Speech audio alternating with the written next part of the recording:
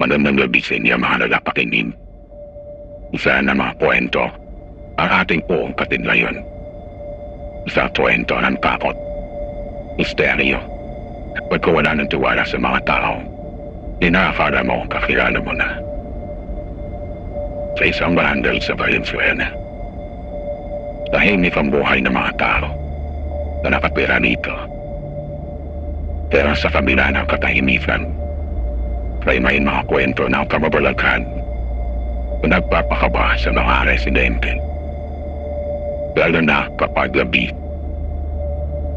Hindi ko akalain na isang araw ay diging bahagi ako ng isa sa nakakatakot na kwentong ito. Ako nga pala si Miriam. 33 taong gulang. At tubo rin dito sa Valenzuela. Dito na rin ako nagkasawa at may karoon ng 2 anak. Simple lang ang buhay namin. Hindi mayaman, pero sapat na pinakita ng asawa ko sa pagiging tricycle driver. Ako naman, tagal ako nakakanin tuwing umaga. Masayahin ang barya namin. Pero may mga pagkakataong hindi maiiwasan ang pag-uusap tungkol sa mga pababalaghan. Lalo na tuwing wala masyadong nangyayari.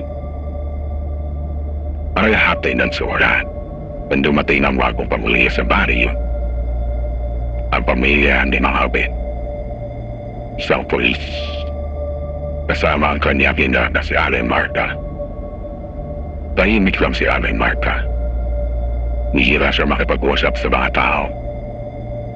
Palagi siya nasa bahay at kung minsan, makikita mo siya nakatalaw lamang mula sa bintana. Parang may babalot na misteri sa kanya. Pero wala namang gusto mag-usap. Matalipas sa isang buwan, napansin ng mga tao na dumadami ang mga nawawalang hayop. Ay mga ilayang manok at baboy, pandiglan nilang nawawalan. Pag iba pa nga, ay may palatandaan na parang nilapak. Pero wala magpagsasabi kung anong klaseng hayop ang lumuhan nito. Ilan na nagsasabi yung baka may magtinakaw. Kaya may mga bulong-bulungan din na baka suwang may gawa. Isang gabi, harap papunta ako sa tindahan para bumili ng gatas para sa bunso kong anak.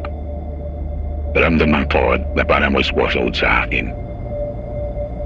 Pandilim na noon at tumahalidaw sa poste ay mahihina. Bumili sa lakad ko. Nang makarating ako sa tindahan, natanaw ko si Aling Marta sa kanilang kalsada. Nakatingin siya sa akin. Pero ang kakaiba ay mga mata niya. Pulang-pula at parang walang buhay. Hinilabutan ako. Dali-dali bumili ng gatas bago umuwi. Pagdating ko sa bahay, sinabi ko sa asawa ko ang nakita ko. Pero tumawa lamang siya. Sinabi, baka nalanayinip ka ako ng ising.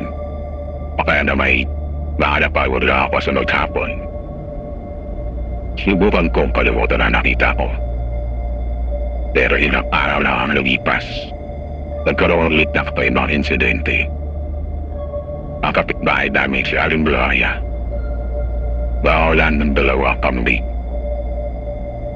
Nasabi niya, may mga bakas ng 2 sa paligid ng kulungan ng kambing.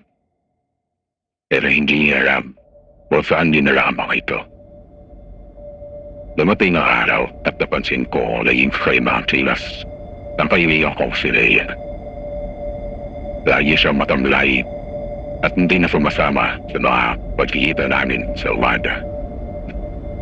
Minsan, dumalaw ako sa bahay nila para kamustahin siya. Pagdating ko, nanatnan ko, nakaupo sa hagdan at nakatulala. Ginimang ko siya kung okay lang siya. Pero tumango lamang siya at sinabing, pagod lang ako, Miriam. Isang gabi, habang nagtulog kami, nagising ako dahil sa ingay sa labas ng bahay. Parang may gumagalaw sa bubong. Inilit kong gisingin ang asawa ko, pero mahimbi sa tulog ko. Dahan-dahan ako bumawat, sumilip sa bintana. Sa dilim, ay nakita ko ang ninay na isang babae ng kumagapa, pababa sa dingding. Nahinawak ko ito ng flashlight. Nakita ko si Leia. Pero hindi siya ang painiyak kilala ko. Ang mga mata niya ay pulang-pula. Pamibig niya ay para may basaan ng dugo. Napasiyaw ako. Kaya naisip na asawa ko. Nang tinignan namin muli, wala na si Leia sa labas. Kinabukasan, inausap ko si Leia. Pero parang wala siyang maalala sa nangyari. Sinabi ko ang nakita ko. Pero itinanggi niya siya ito. Sabi niya, baka naisip ko lang yun dahil sa takot sa mga nangyayari sa Mario. Lumipas sa mga araw at mas dumami ang mga nawawalang hayop sa Mario. Naging mas kasaibating ang kilos na niya. Isang gabi, naisipan kong sundan siya. Kahit ako pumunta siya sa isang abandonadong bahay sa piling ng Mario.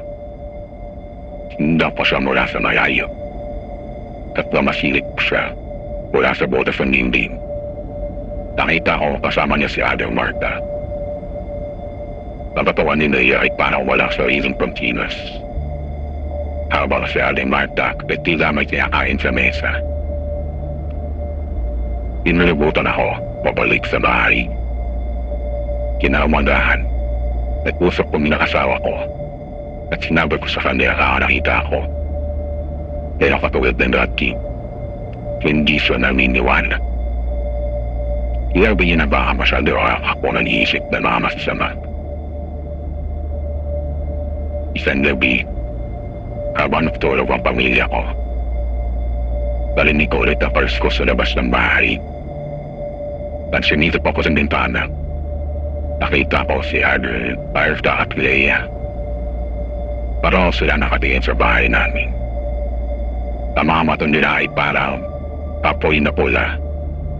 At ang mga ngiti nila ay malalamig. Dali-dali kong binis yung asawa ko.